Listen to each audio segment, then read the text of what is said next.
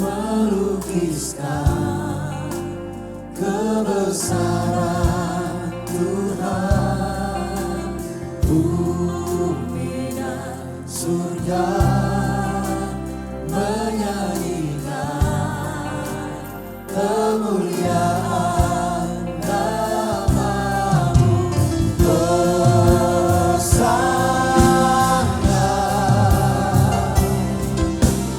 Hosana, layak dipuji, disembah. Kaulah yang berkata dulu, sekarang, dan selamanya. Raja atas segala raja, nama-Mu besar termulia.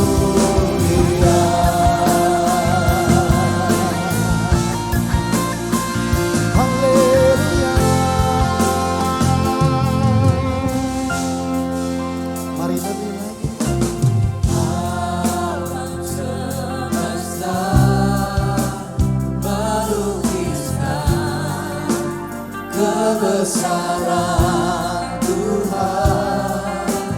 Bumi dan surga menyanyikan kemuliaan nama-Mu.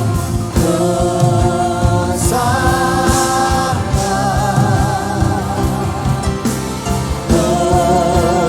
Hosana,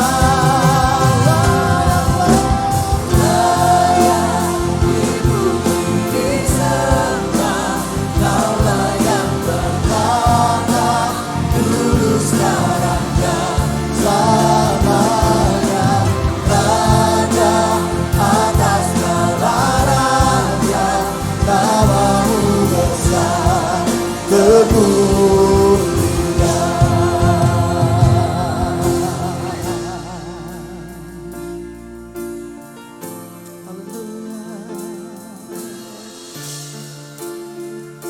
Haleluya.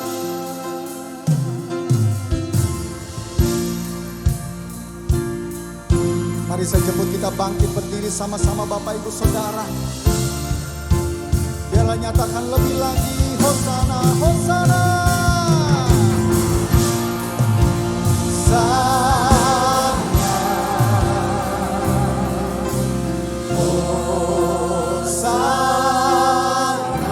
Hosana, Hosana, Hosana, Hosana, Hosana, layak dipuji, disembah. Kaulah yang berkata dulu, sekarang, dan selamanya. Raja atas segala raja, nama-Mu besar termulia. Layaklah sembah, layak dipuji, disembah. Kaulah yang berkata dulu, sekarang, dan selamanya. Raja atas segala raja, nama-Mu besar termulia. Nama-Mu besar Tuhan. Sekali lagi nyatakan nama-Mu besar. Nama-Mu besar termulia.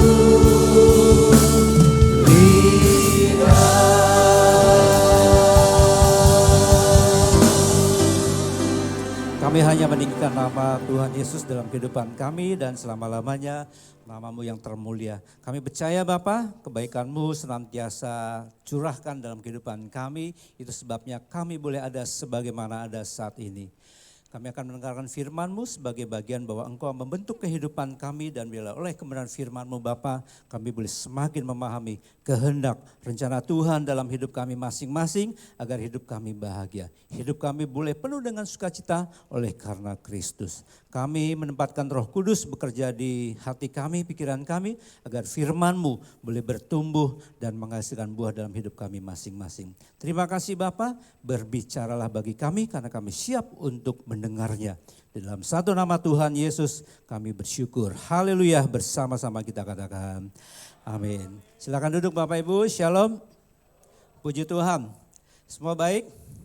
Haleluya. Siang hari ini saya mau share satu kebenaran firman Tuhan yang pagi tadi juga telah saya sampaikan. Saya ingin sharing bagi kita satu pribadi yang bernama Epafroditus. Siapa itu Epafroditus? Epafroditus adalah seorang kurir yang membantu pekerjaan Rasul Paulus. Kerjanya hanya mengantarkan barang, keperluan logistik, baik itu obat-obatan, makanan, pakaian dan lain sebagainya. Tugasnya sederhana, tetapi kita mau belajar dari Epafroditus, apa yang dia lakukan, dilakukan dengan sungguh-sungguh. Ada hati yang besar, ada kasih yang besar, di mana pekerjaan yang sederhana dilakukan dalam ketulusan. Maka hasilnya luar biasa. Siapakah Rasul Paulus? Dia adalah rasul yang dipakai Yesus untuk memberitakan kabar baik. Dan Alkitab yang kita terima hari ini Bapak Ibu, itu 60% dalam kitab perjanjian baru ditulis oleh Rasul Paulus. Jadi saya percaya ada andil yang besar juga dari Epafroditus ya. Mungkin Rasul Paulus waktu mau nulis surat kepada jemaat di Filipi, Kolose dan lain sebagainya, mungkin kekurangan tinta atau enggak ada pulpen atau mungkin tidak ada perkamen. Ini adalah tugas dari Epafroditus untuk mengantarkan barang-barang yang diperlukan oleh Rasul Paulus. Jadi saya percaya Epafroditus adalah satu pribadi yang memang melakukan pekerjaan yang sederhana dengan hati yang sungguh-sungguh. Dan kita akan belajar bahwa siang hari ini apa yang dilakukan oleh Epafroditus itu pun seharusnya menjadi bagian juga dalam kehidupan kita. Amin Bapak Ibu. Nah dalam kitab Filipi pasal 2 ayat 25 sampai 30 ya saya kasih tema Epafroditus man of sincere. Jadi ini manusia yang penuh, pria yang penuh dengan ketulusan ya. Oke, saya akan bacakan dan kita menyimak bersama. Filipi pasal 2 mulai ayat 25. Sementara itu kuanggap perlu mengirimkan Epafroditus kepadamu yaitu Rasul Paulus menyebutnya sebagai saudaraku dan teman sekerja serta teman seperjuanganku yang kamu utus untuk melayani aku dalam keperluanku. Karena ia sangat rindu kepada kamu sekalian dan susah juga hatinya sebab kamu mendengar bahwa ia sakit. Memang benar ia sakit dan nyaris mati. Jadi apa yang dilakukan oleh Epafroditus adalah hal yang luar biasa. Walaupun pekerjaannya sebagai kurir tetapi hampir merenggut nyawanya. Tetapi Allah mengasihani dia dan bukan hanya dia saja melainkan aku juga. Supaya duka citaku jangan bertambah-tambah. Itulah sebabnya aku lebih cepat mengirimkan dia supaya bila kamu melihat dia kamu dapat bersukacita pula dan berkurang duka citaku. Dan jadi sambutlah dia dalam Tuhan dengan segala sukacita dan hormatilah orang-orang seperti dia.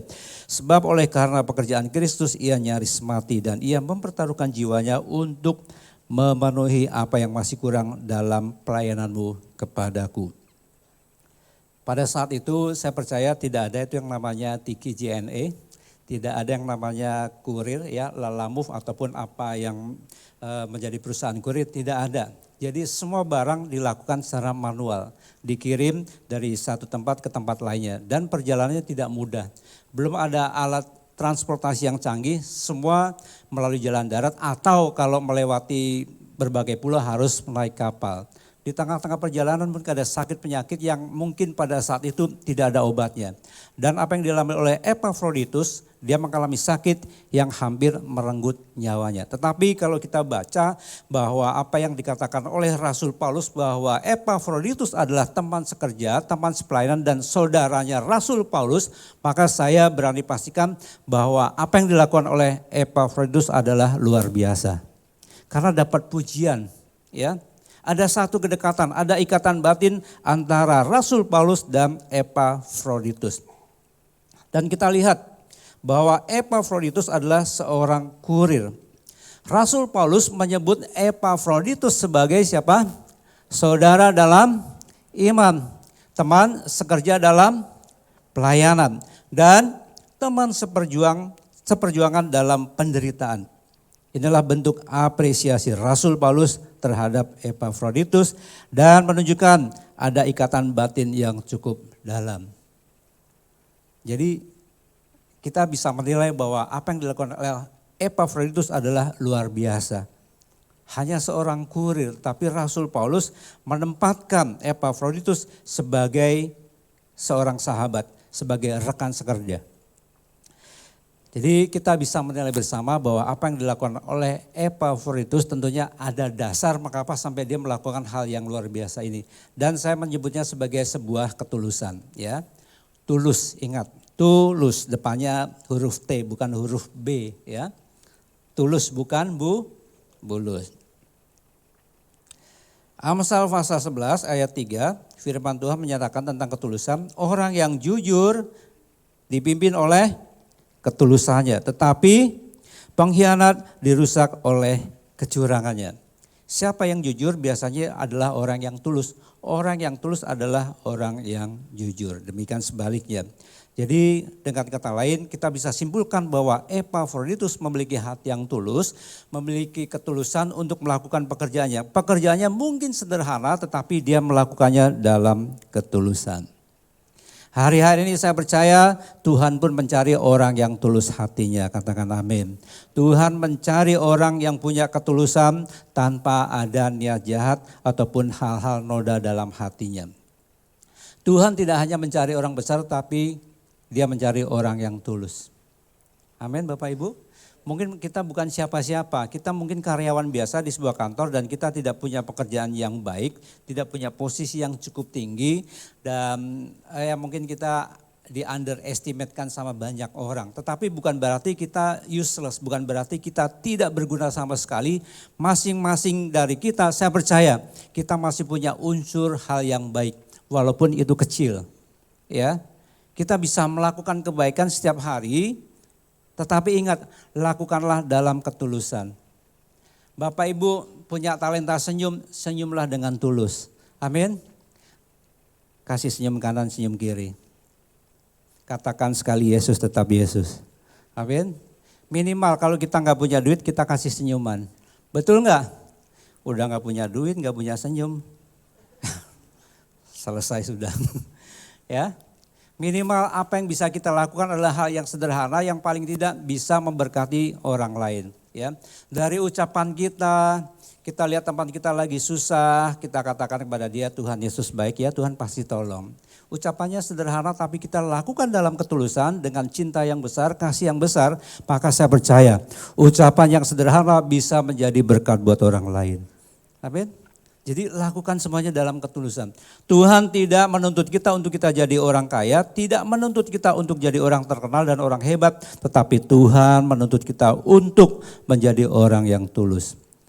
Dari ketulusan maka akan lahir hal-hal yang luar biasa. Nah, kita mau lihat terminologi dari arti kata tulus. Tulus dari teks aslinya, dari teks Yunaninya ditulis pakai kata aplotes. Aplotes. Tetapi bisa dibaca pakai kata haplotes. Jadi aplotes ini dalam teks Yunani itu bergender male, bergender laki. Jadi pakai awalan H gitu ya, haplotes ada H. Tapi kalau yang female itu awalannya he gitu ya. Jadi karena aplotes dianggap gendernya male, maka ditulis sebagai kata haplotes. Baik, jadi arti kata dari haplotes itu sendiri adalah berarti jujur. Ya, jujur. Hatinya bersih tanpa ada niat yang jahat. Tidak palsu atau dibuat-buat. tidak hipokrit ataupun munafik, tidak bersandiwara. Semua dalam ketulusan dilakukan. Nah makanya kita mau belajar bagaimana kita bisa tulus pada orang lain, bagaimana kita bisa berlaku jujur, tidak dibuat-buat, ya kita memang harus lahir dari hati yang tulus. Amin. Kalau ada orang yang pura-pura ramah itu namanya tidak tulus. Tapi apa bulusi ya, bukan tulus.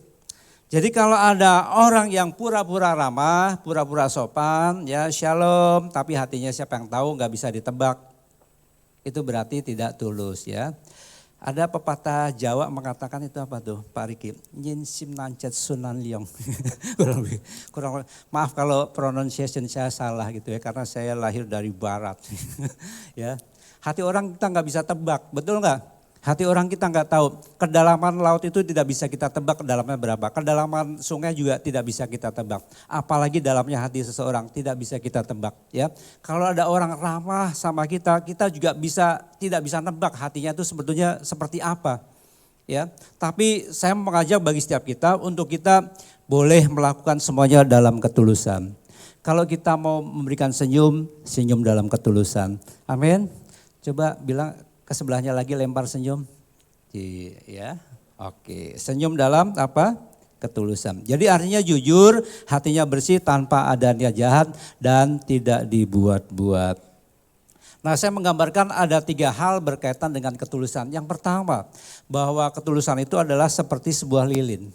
Ya, semakin lilin itu memberi terang, maka dirinya akan semakin habis. Betul nggak? Kalau ruangan gelap, kemudian kita menyalakan lilin, ruangan di sekitarnya jadi terang, tetapi lilin itu sendiri lama-lama habis. Artinya dalam ketulusan pasti ada yang namanya pengorbanan. Betul nggak?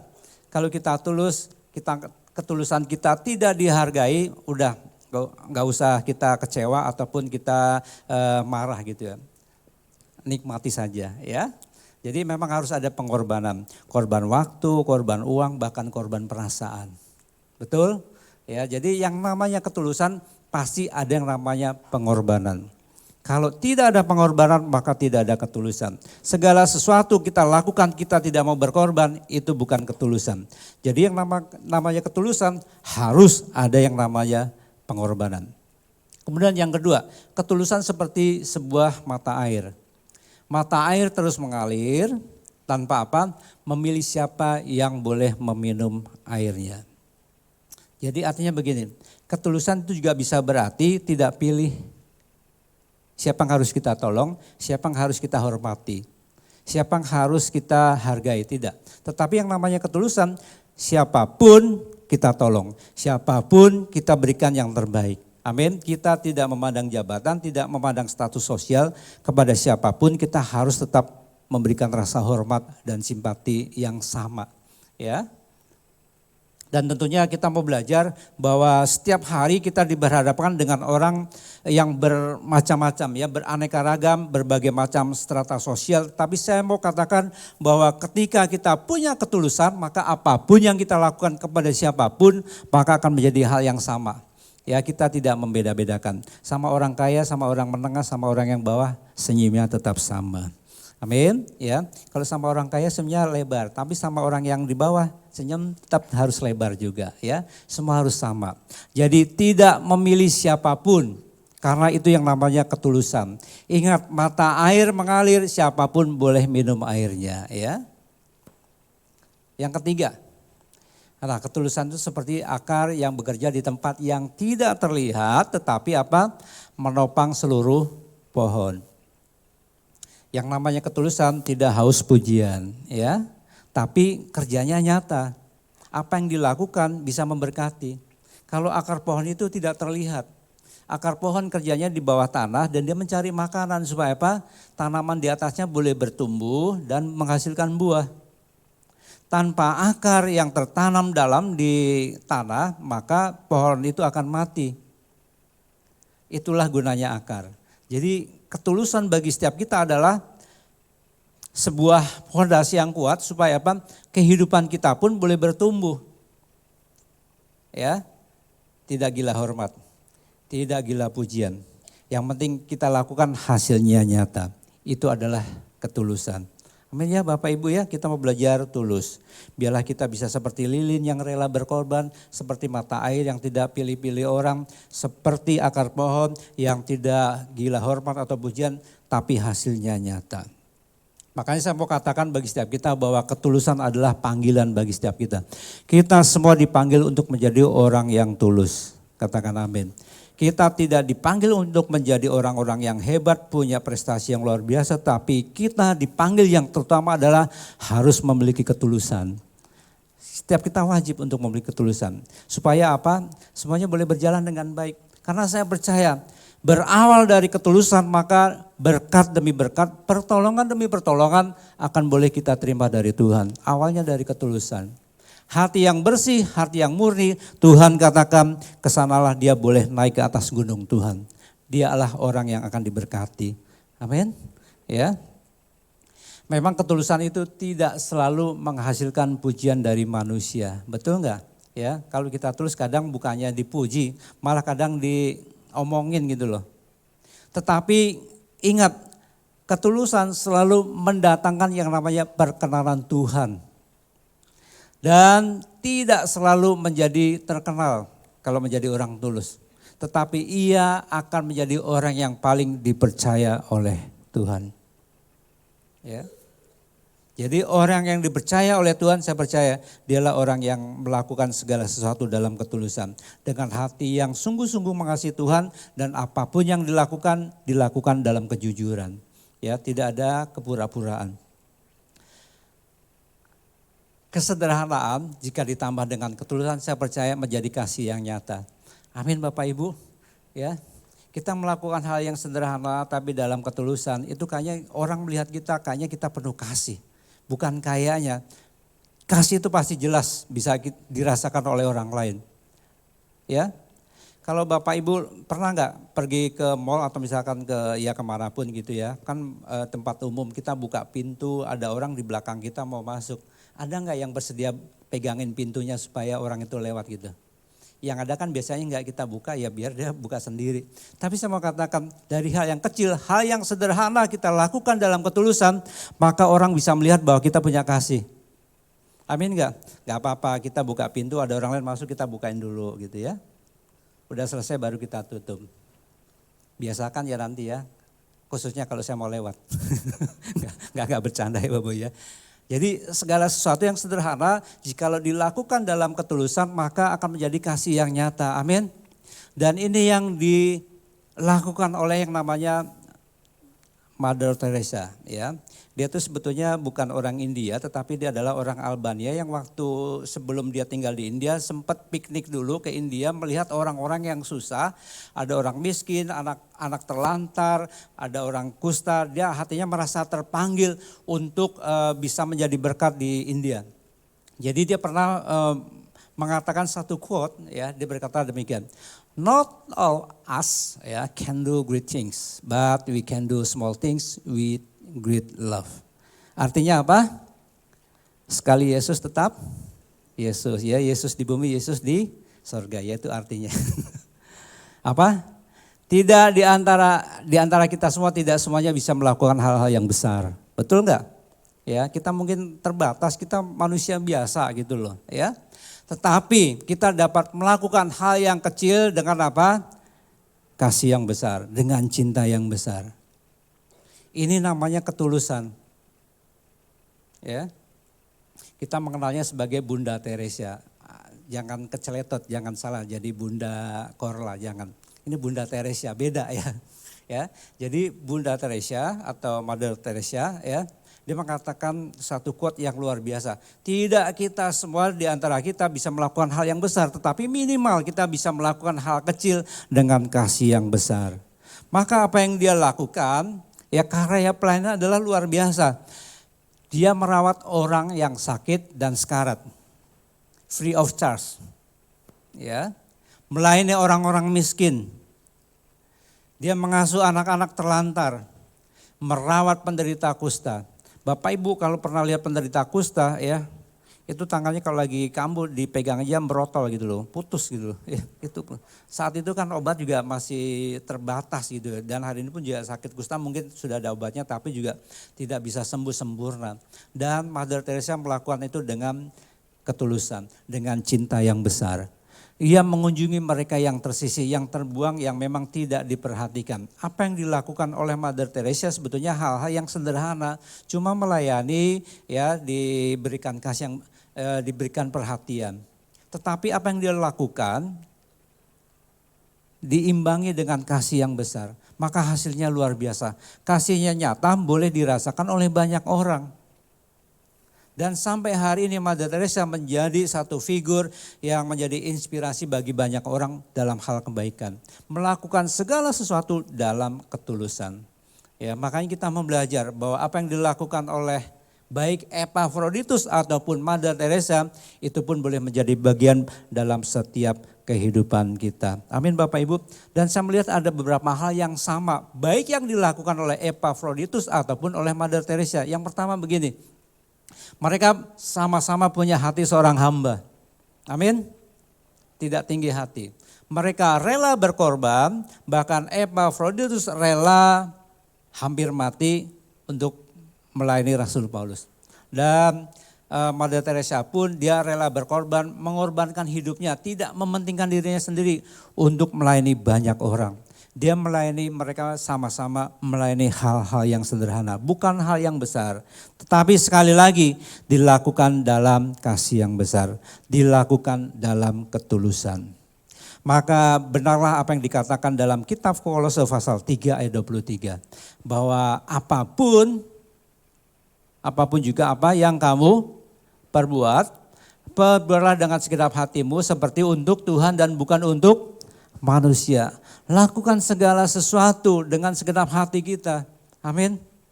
Seperti untuk Tuhan bukan untuk manusia. Mungkin kita bekerja tidak ada orang yang lihat kita, tapi ingat Tuhan mengawasi kita kok. Ya, setiap dalam perkara kecil Tuhan pasti akan berkati kita perkara yang besar. Amin. Jadi kalau misalkan kita melakukan segala sesuatu kayaknya tidak terlalu menguntungkan, bukan tidak menguntungkan. Lakukanlah itu seperti untuk Tuhan bukan untuk manusia. Kalau motivasi kita benar, kita melakukan dalam kasih yang besar, dalam ketulusan, saya percaya Tuhan akan mempercayakan bagi kita hal-hal yang jauh lebih besar lagi. Amin. Dan ingat, orang yang tulus pasti akan Tuhan berkati. Orang yang tulus hatinya, Tuhan pasti akan menjanjikan pertolongan. Amin. Ya. Dan Tuhan menjanjikan pertolongan. Ada 3 hal yang saya catat di sini. Yang pertama, bahwa Tuhan akan menjadi perisai bagi mereka yang murni hatinya, bagi mereka yang tulus hatinya. Amsal pasal 2 ayat 7 firman Tuhan mencatat demikian. Ia menyediakan pertolongan bagi orang yang jujur, menjadi perisai bagi orang yang tidak bercela lakunya.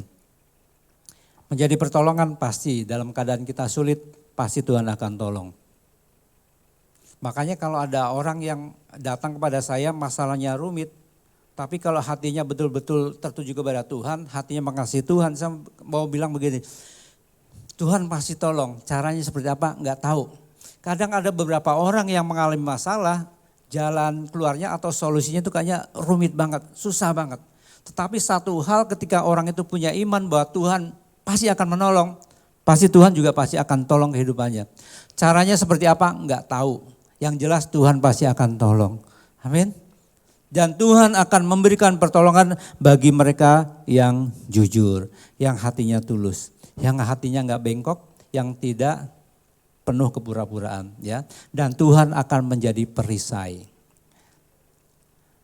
Kalau Tuhan menjadi perisai bukan berarti tanpa peperangan, betul enggak?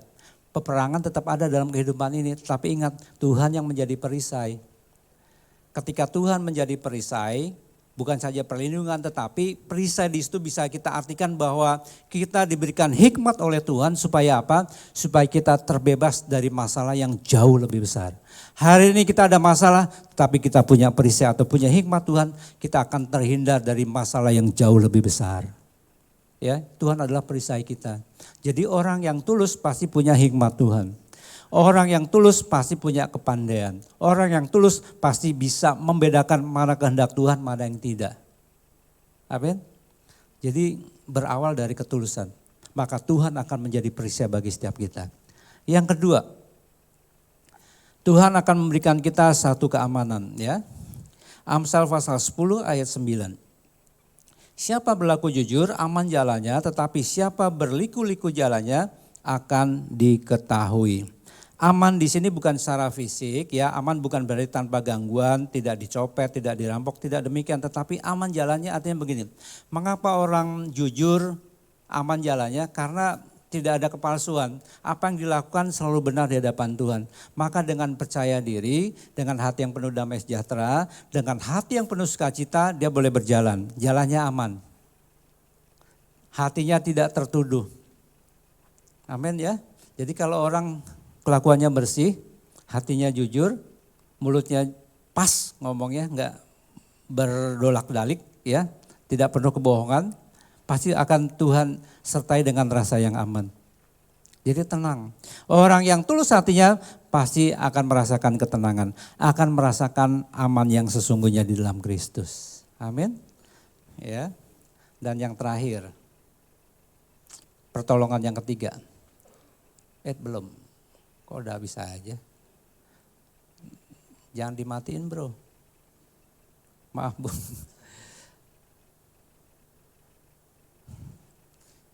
Oke, baik. Yang ketiga, ya.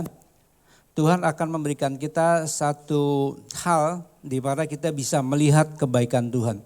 Matius pasal 5 ayat 8. Berbahagialah orang yang suci hatinya karena mereka akan melihat Allah. Pada zaman perjanjian lama, ya, manusia itu tidak bisa melihat Tuhan face to face atau muka dengan muka. Karena ketika orang berhadapan dengan Tuhan muka dengan muka, maka dia akan mengalami yang namanya kematian. Ya, nggak ada yang bisa. Tetapi kalau kita baca di sini bukan berarti melihat secara fisik mata dengan mata. Maksudnya adalah kita bisa melihat Allah, melihat hal kebaikannya, melihat penyertaannya, melihat berkat-berkatnya, melihat kehendaknya. Dan mungkin pada suatu saat ketika kita ada dalam kekekalan bersama dengan Bapa di sorga, baru kita bisa melihat Allah muka dengan muka. Amin. Hari ini kita masih hidup di bumi. Kita tidak bisa melihat Tuhan face to face, nggak bisa. Tidak bisa melihat Tuhan dengan kasat mata kita. Tapi paling tidak kita bisa melihat kebaikan Tuhan. Kita bisa melihat penyertaan Tuhan. Pada saat kapan? Ketika kita mengalami masalah. Ketika kita ada dalam kesulitan, di situ kita bisa melihat pertolongan Tuhan. Ya, ketika kita mengalami jalan buntu, kita bisa melihat penyertaan Tuhan. Dan ini luar biasa. Dan Tuhan akan memberikan penglihatan itu bagi orang-orang yang tulus hatinya. Amin ya Bapak Ibu ya. Jadi luar biasa. Ketika Tuhan memberikan kita rasa aman, Tuhan memberikan kita perisai, dan Tuhan pun akan memperkenankan bagi setiap kita untuk kita bisa melihat kebaikan-kebaikan Tuhan. Yang terakhir sebagai penutup, kita baca bersama-sama ya. Epafroditus tidak dikenal karena apa? Jabatan atau popularitasnya, tetapi karena ketulusan, kesetiaan dan kerelaannya melayani. Nah sekarang saya mengajak bagi kita semua. Epafroditus kita ganti pakai nama kita sendiri. Ngomong yang keras ya. Ya. Dua, ya. Elisa Hadi tidak dikenal karena jabatan atau popularitasnya, tetapi karena ketulusan, kesetiaan dan kerelaannya melayani. Amin. Ya. Jadi Ricky tidak dikenal karena jabatan. Ya, Daniel Joe tidak dikenal karena jabatan. Tapi karena apa? Ketulusan dan kerelaan melayani. Karena ketulusan itulah yang akan menjadikan hidup kita diberkati. Sampai kapan? Sampai selama-lamanya. Amin. Berikan tepuk tangan buat Tuhan Yesus. Undang kita untuk bangkit berdiri, kita berdoa. Bapak, kami bersyukur, berterima kasih oleh karena Tuhan Yesus baik, dan biarlah firman Tuhan yang telah hamba-Mu sampaikan itu boleh berkenan untuk boleh menjadi pelita bagi langkah kami agar hidup kami Tuhan berkati. Kami rindu Bapa bahwa kami boleh memiliki hati yang tulus sehingga hidup kami berkat demi berkat, penyertaan demi penyertaan, dan pertolongan demi pertolongan boleh kami rasakan. Biarlah Roh Kudus yang akan bekerja lebih jauh dalam hati pikiran kami agar firman-Mu boleh tertanam bertumbuh sehingga hidup kami boleh menghasilkan buah. Terima kasih Bapak, kami bersyukur dan berdoa di dalam nama Tuhan Yesus. Haleluya. Amin. Silahkan duduk, Tuhan Yesus memberkati.